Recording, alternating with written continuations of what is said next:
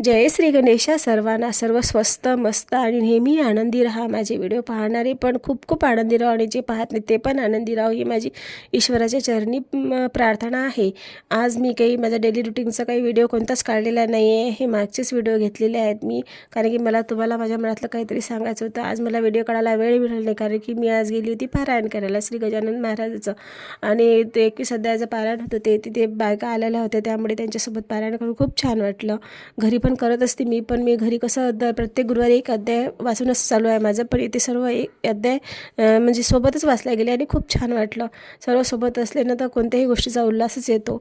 आणि आता मी ठरवलेलं आहे की असं आपल्याला जर कोणी बोलावलं तर पारायण वाचायला वगैरे जायचं, कारण की ते तिथे गेल्यानंतर खूप चांगलं ते आपल्या जीवनात काहीतरी थोडंसं तर चांगलं घडते ना, नाहीतर जीवन तर असंच चालू आहे काहीतरी। सकाळी उठा, घरातले कामं करा आणि दिवसभर तसंच घालवा आणि नंतर रात्री झोपा, परत उठा, तेच ते चालू आहे। त्यामुळे आजचा दिवस माझा खूप छान गेलेला आहे।